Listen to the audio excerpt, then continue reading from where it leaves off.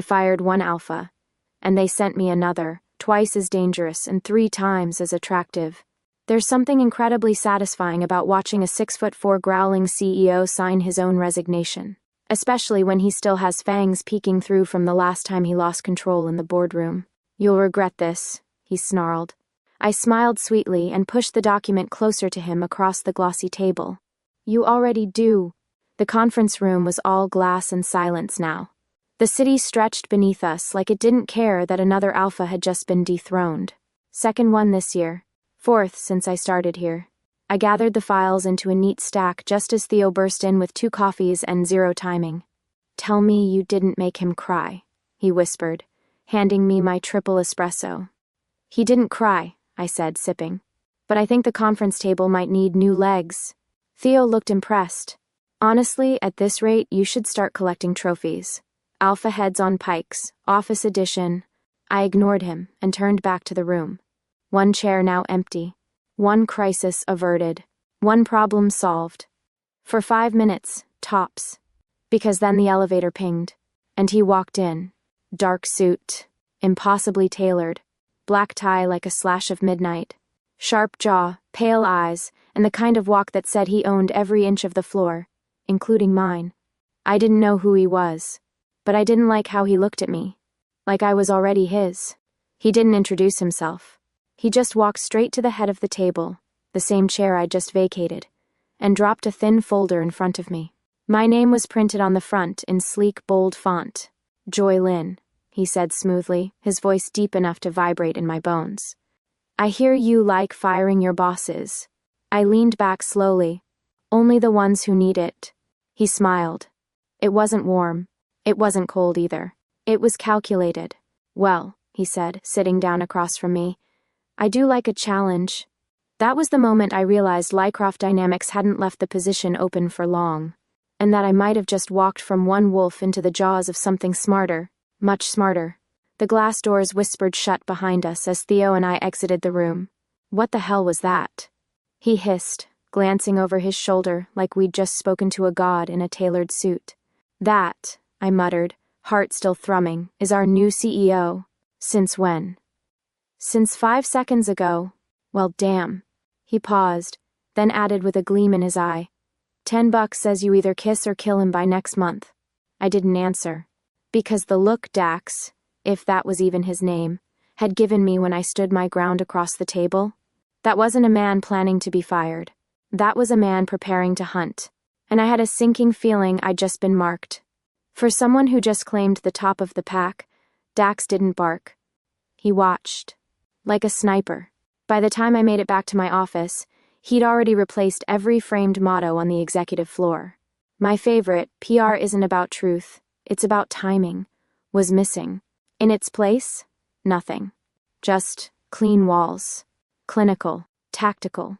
I sipped my coffee like it could protect me. "He's not talking to anyone," Theo said, poking his head into my office like a curious meerkat.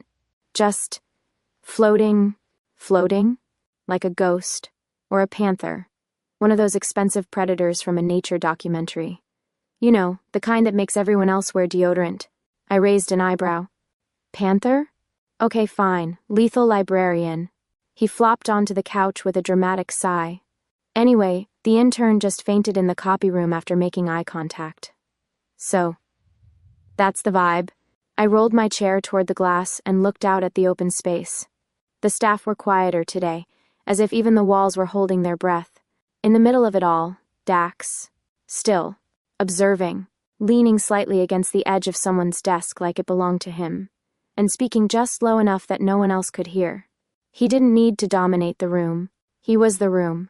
"What is he?" Theo mused. "He's like anti-alpha.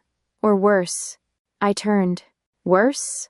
He pointed his stir stick at me like it was a wand. "A hidden alpha. The kind who lets you feel safe right before ripping your emotional jugular out." I didn't laugh. Mostly because I'd been thinking the same thing. Later that day, I ran into him in the corridor outside the executive cafe. He was alone. No entourage. No swagger. Just presence. "Miss Lynn?" He greeted me like we were mid-conversation. "CEO." I hesitated. "What is your last name, actually?" He smiled slightly. Dax will do. I hated how he made it sound like a choice. He gestured toward the espresso machine. Do you recommend the coffee? Or are you the reason it tastes like scorched ambition? I folded my arms. I like mine strong and impossible to forget. That tracks, he murmured, punching in a selection. We stood there in silence for a beat. I hated the way it felt. Charged. I was used to men who tried to out-talk me, outmaneuver me. Dax didn't even try.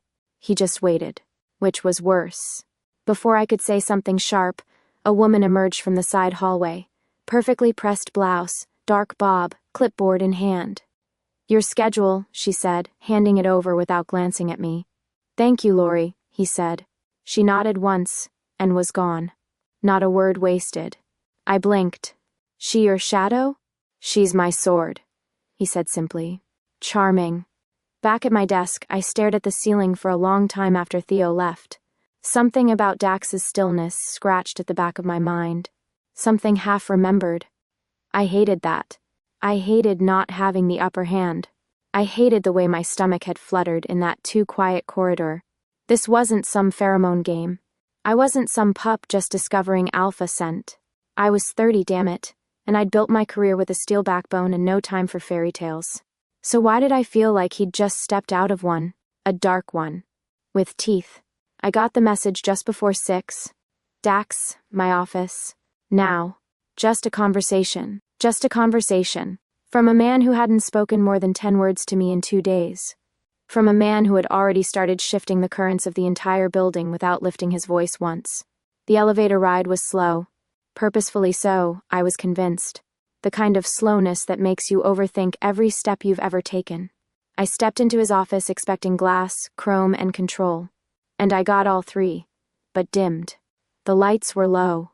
The blinds half closed. The only illumination came from the evening sun slicing across the far wall like a blade of gold. He was already seated. Not at the desk, but at the long conference table by the window. Backlit, shadowed, unreadable. He didn't stand. Miss Lynn, he said, gesturing to the seat across from him. Thank you for coming. I took the seat but didn't lean back. Didn't relax. He opened a slim black folder in front of him. Not with numbers, not with contracts. Just one page. My profile. My resume. I frowned. Is this performance review week? I asked dryly. He ignored that. You have an impressive record. No failed campaigns. No public leaks. No recorded crises that weren't turned to our advantage within 72 hours. That's the job. He looked up. But it's how you do it that's interesting. I said nothing. Let him talk. Let him reveal. You don't manage fire with water. You let it burn, then frame the ashes as innovation, he continued, almost amused. You use controlled chaos like a scalpel. He slid the folder across the table to me. That's not criticism. That's respect. I didn't touch the folder. Why do I feel a butt coming? I said coolly. His lips twitched, almost a smile. But I want to see how you handle ice. I blinked. Excuse me? Your usual portfolio, brand crisis management, level 4, is being reassigned, effective immediately. You'll now oversee regulatory relations and legal comms. I sat back. Finally. That's not even in my division. It is now. I stared at him. The words didn't register at first, not fully.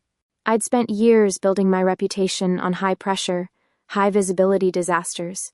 Now he was handing me spreadsheets, caution tape, and endless meetings with lawyers. You're sidelining me, I said evenly. No, he replied. I'm testing you. You think I need a test? I think you've never been asked to wait for a fire. The air between us cooled. And still, I didn't move. Didn't look away. He stood then, finally. Moved toward the window with that infuriating grace, hands behind his back. You've mastered unpredictability, he said. But stability, control, the kind that makes others bend without breaking?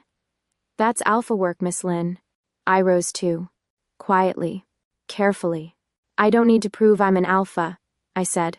Especially not to a man who snuck in through shadows and started shifting pieces before anyone even saw his hands. He turned to me and smiled. It was slow, sharp, beautiful. Then show me, Joy, he said, voice low. Show me what kind of game you play when the board isn't yours anymore. I walked out with my head high and my pulse hammering like a war drum. Theo was waiting at my office door, holding a folder and 2 jelly-filled donuts. He took one look at my face and handed both to me. That bad? He took my fire. Theo blinked. Is that a euphemism or a supervillain line? I didn't answer. I just bit into the donut and stared out the window. Somewhere behind me, Dax was still watching. And I hated how much I didn't hate it. There are 2 types of violations in PR: public scandals and quiet breaches. I prefer the first. At least you know where the fire is. The second leaves you exposed before you even realize you're naked.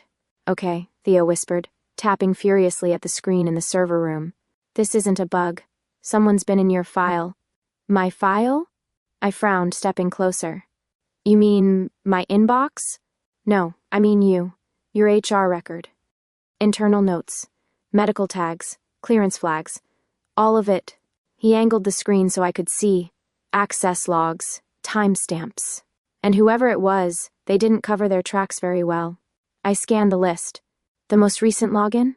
2 nights ago. Username's encrypted, Theo continued. But the IP is flagged as internal executive access, which means... It was someone upstairs, I finished. Someone like Dax. I felt it then, the faintest ripple of something in my gut. Not fear, not even anger, recognition. That night, I sat in the center of my apartment, lights off, a mug of tea going cold between my palms. The silence was louder than usual. The shadows longer. In the corner of my bookshelf sat a photo frame. Me, age 9, with a clumsy, missing tooth grin and a very fake campfire made out of orange tissue paper. The last picture before it happened. I didn't like to think about it. Hadn't in years. But now, memory crept in. The forest. The sound of something too big moving between trees. A voice calling my name, not one I recognized. The snap of branches. The growl. Then pain. White hot and sharp. And then... nothing. A week later, I was found miles from the campsite, dehydrated but alive. The bite on my arm? Written off as a stray dog. But I never told anyone about the eyes I saw before blacking out. Not human. Not animal either. Something in between. Something watching. And now, 20 years later, Dax watched me the same way. Like he'd seen me before. Like he'd remembered. The next morning I walked into the archives with a calm face and a hurricane inside. The archives were buried 3 levels down, cold and fluorescent and filled with forgotten things. No one ever came down here unless they were looking to rewrite history, or uncover it. I pulled my own file. Thick. Thicker than it should have been. Inside, school records, performance scores, a flagged medical report from when I was 9. But it wasn't the report that made my skin crawl. It was the sticky note tucked between the pages. Redacted. Executive access, only the handwriting was unfamiliar. But the scent? Clean. Sharp. Cologne and cold steel. Dax. He'd been here. He'd looked. He knew. Back at my desk, Theo was waiting with 2 lattes and a look that said he knew better than to ask questions today. I didn't take the coffee.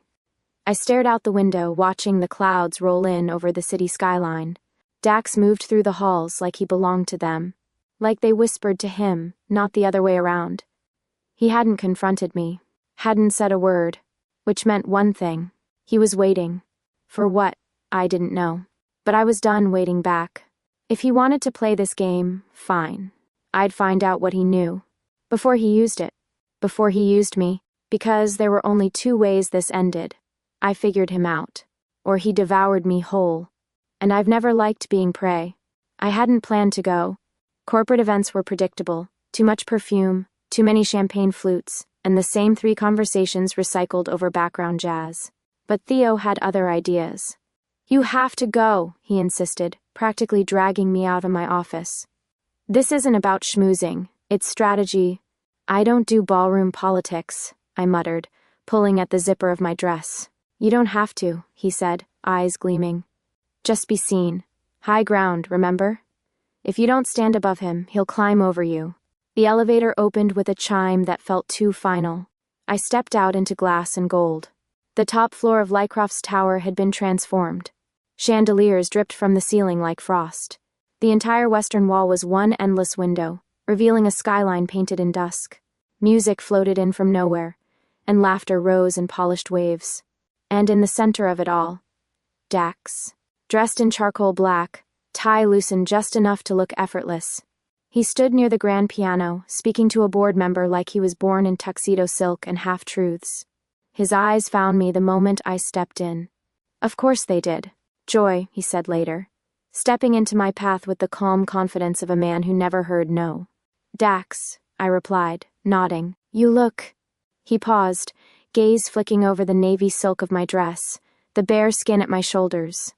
Formidable. Good. I was aiming for terrifying. A smile ghosted across his face. Then he held out a hand. Dance with me. It wasn't a request, but it wasn't quite a command either. I hesitated for only a breath before taking it. His hand was warm. Steady. Too steady. The music slowed as we moved into the floor. His steps were clean, precise, not showy, controlled.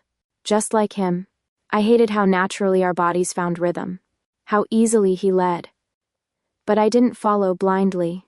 If this is a power play, I said, my voice low, it's unoriginal. Not everything is strategy, he replied, eyes not leaving mine. Sometimes it's memory. I frowned. What's that supposed to mean? He didn't answer right away. He spun me once, gently, almost reverently, and then leaned in, close enough that his breath brushed my ear. You don't remember, he whispered. But I saved you. The music didn't stop. But I did. My steps faltered just enough to reveal the earthquake inside me. His hold tightened for a second, protective, not possessive, and then eased. I pulled back, heart pounding. What did you just say? But Dax was already smiling that maddening smile, the one that never gave anything away. Thank you for the dance, he said, and just like that, he let go. I left the floor without saying another word. The elevator was blessedly empty.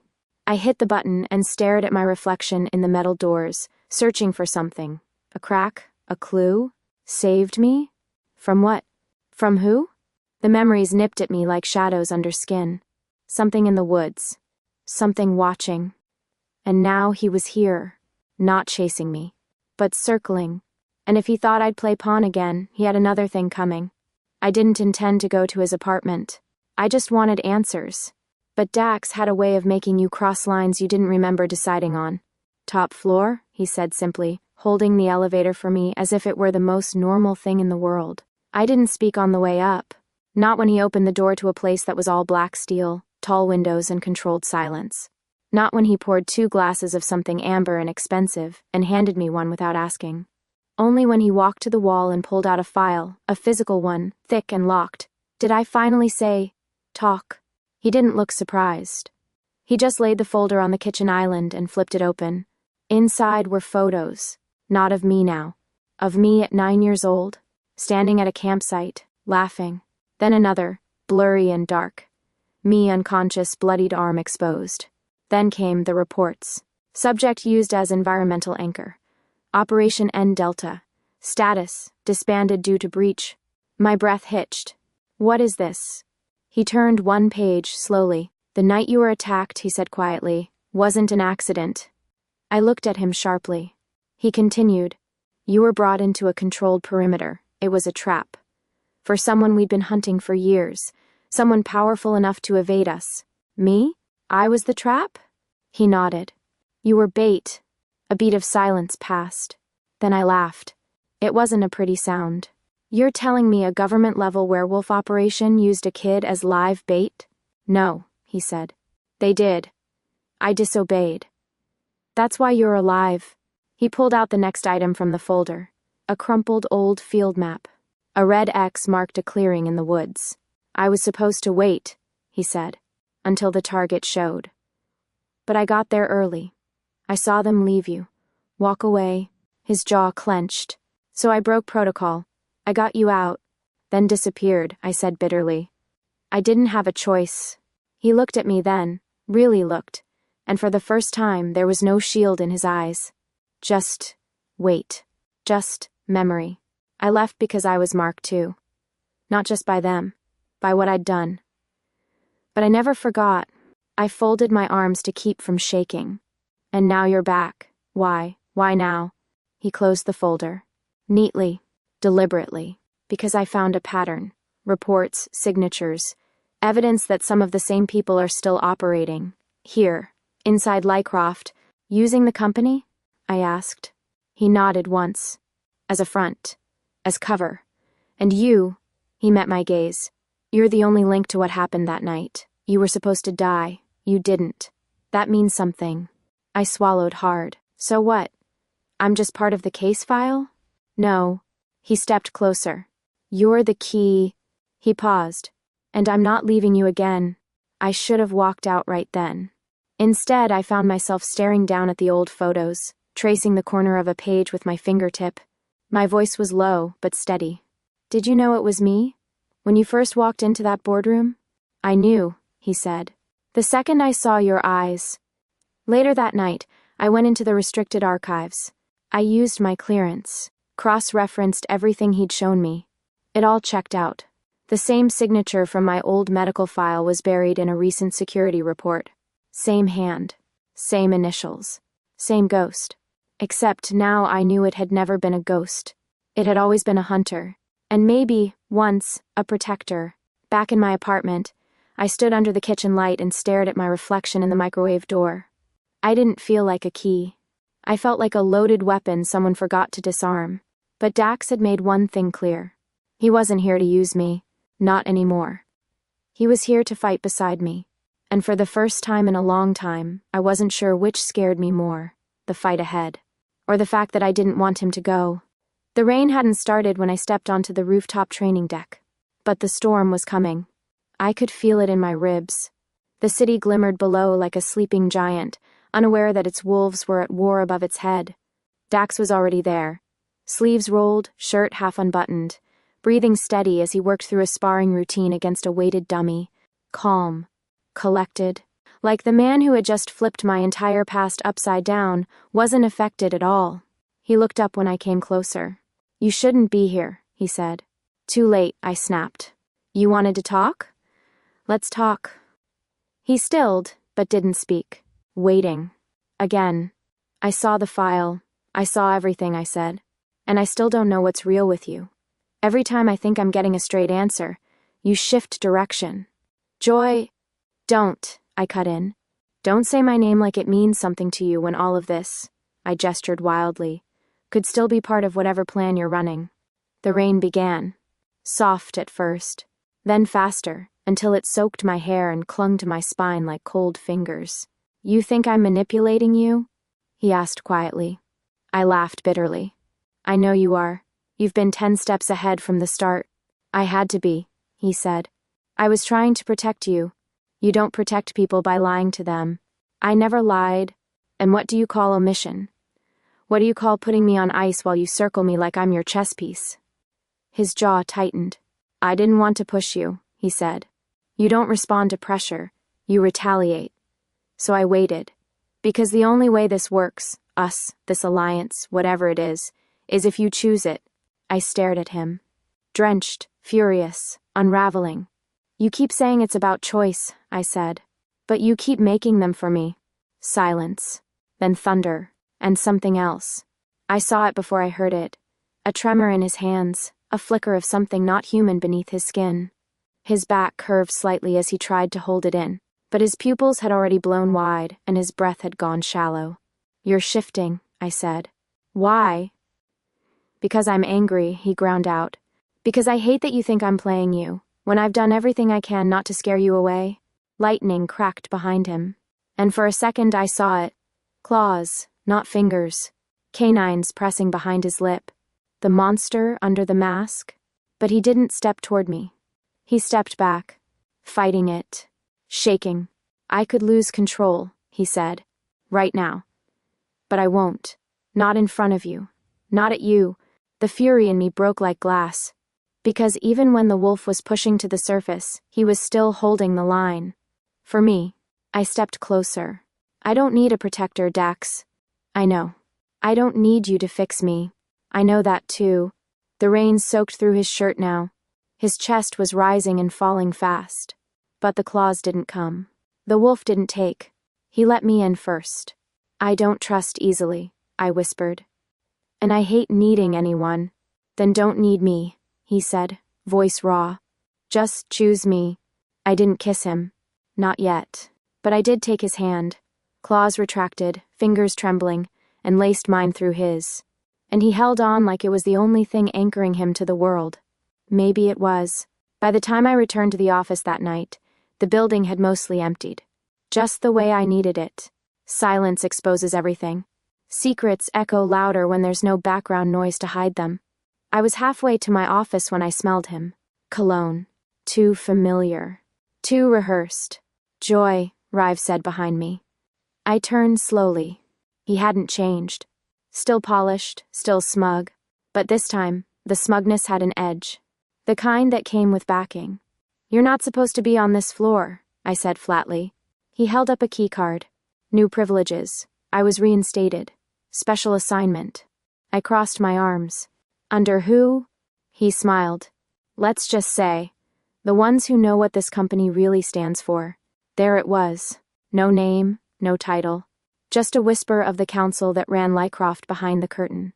The old blood. The untouchables. And Rive, my ex, my mistake, had slithered his way into their favor.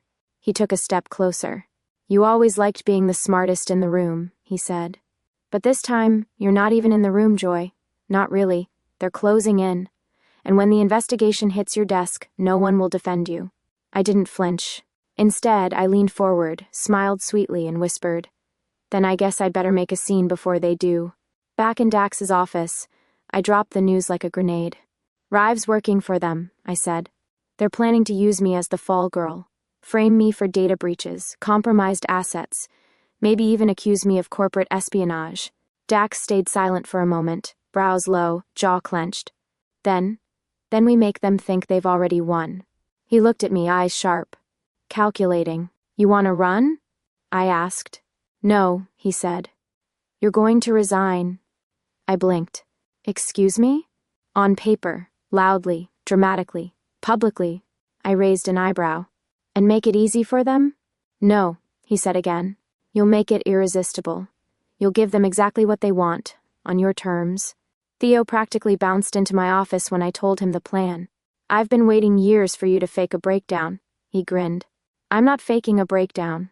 Fine. Strategic emotional implosion. Way sexier. Lori, standing by the door, handed me a flash drive. This contains everything they think they erased, she said. Dates, messages, transfer orders, digital crumbs. I stared at her. You've been spying on the council? Her gaze was ice. I don't spy, she said. I observe. And I remember, I looked between them. This wasn't just my fight anymore. This was war. The next morning I staged the act. Perfect lighting. Carefully visible tears.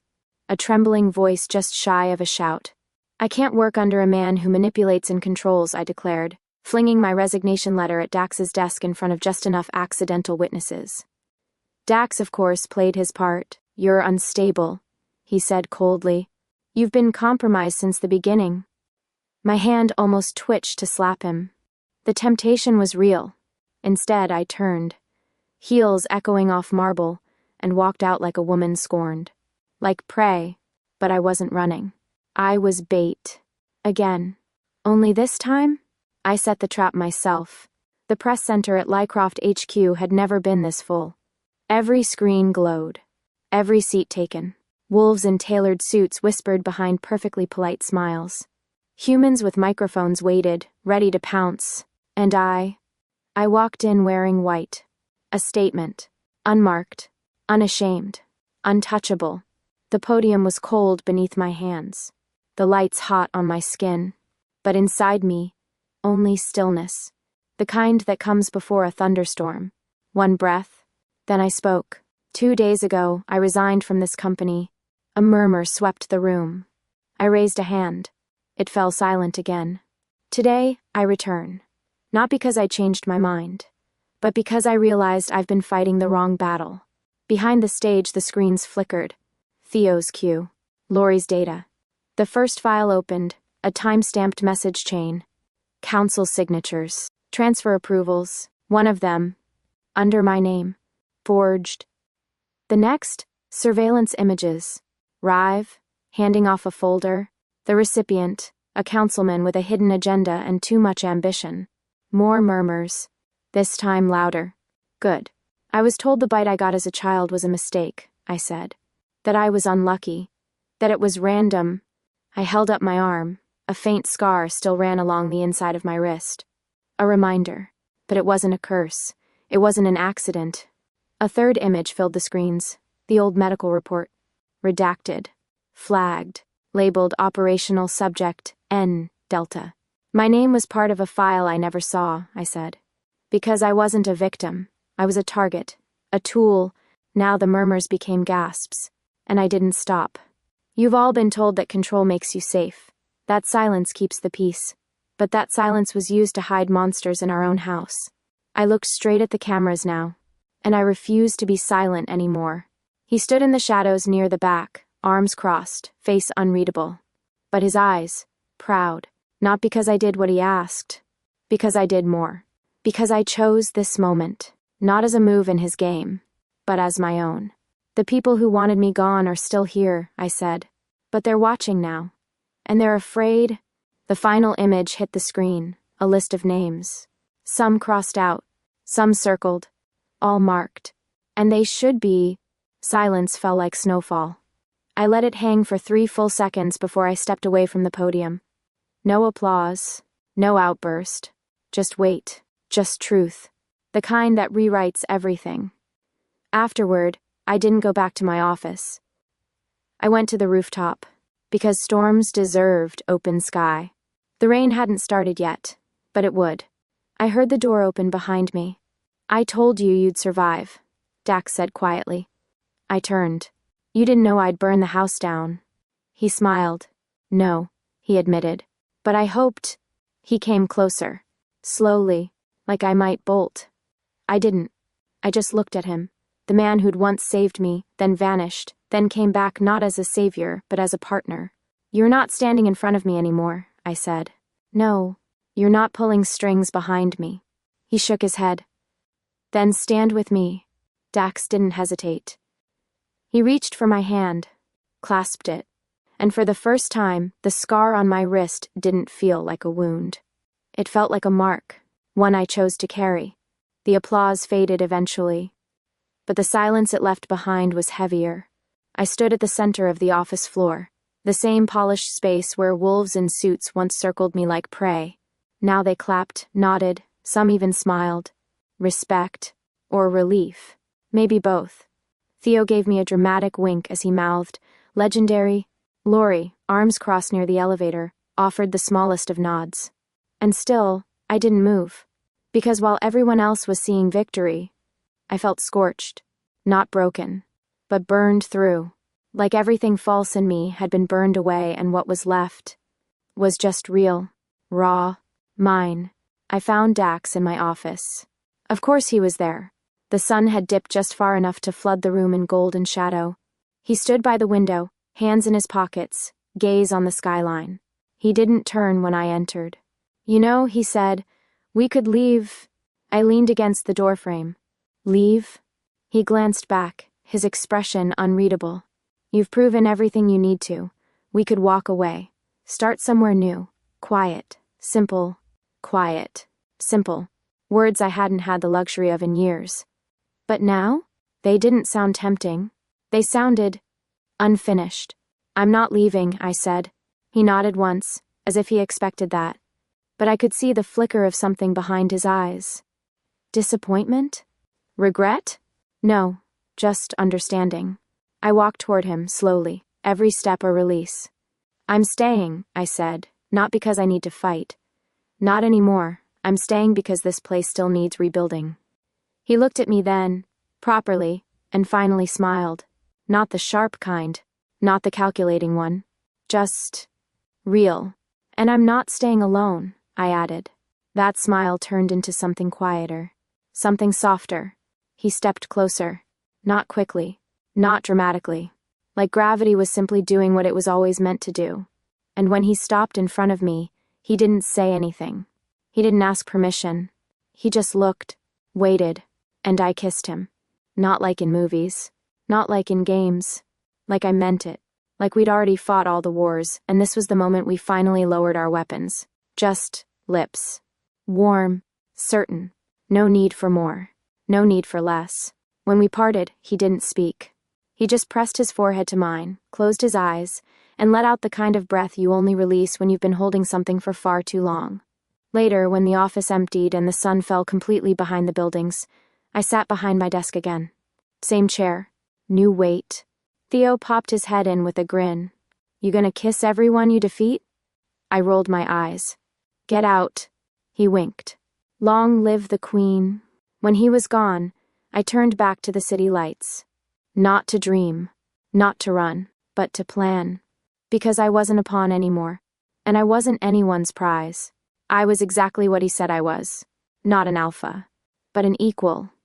And that was power I'd chosen for myself. Post 89th, my boss defeated a secret council and didn't even smudge her lipstick by Theo, your favorite emotionally codependent assistant, you guys. We survived. Barely. Let's recap. 1. My boss brought down a hidden elite werewolf cabal. 2. She exposed corporate corruption with a better PowerPoint than any of my dating presentations. 3. She kissed the mysterious ex-operative CEO in front of at least 4 stunned department heads, 1 HR intern, and a guy from legal who still hasn't stopped crying. And no, before you ask, they are not married. Yet. But I'm watching. Like a hawk. Or an emotionally nosy owl. Lori reads the post from her tablet in the break room, sipping her coffee without a change in expression. Until she chuckles. Once. Quiet. Dry. You spelled manipulative wrong, she says, not looking up. Stylistic, Theo replies from across the room. I'm branding chaos. She closes the tab. You're branding nonsense. He grins. You're welcome. The elevator hums as it rises. Just me and Dax. For once, no tension. No shadows. He leans against the mirrored wall, watching the floor numbers tick up. I watch him. Then say, without turning, You're not playing anymore. He doesn't hesitate. No. I'm choosing. I nod once. Then face him fully. Then choose. His answer isn't a word. It's his hand. Warm, steady, reaching out and finding mine. No performance. Just contact. Real. Solid. Unshakable. He holds on. And doesn't let go. I could write 100 crisis reports, draft 1,000 brand statements, but nothing will ever define us better than this. Not alpha and subordinate. Not predator and prey. Just 2 people. Choosing. Together. Whatever comes next. We'll rewrite that script too. But this time, as equals. And maybe, just maybe, as something more.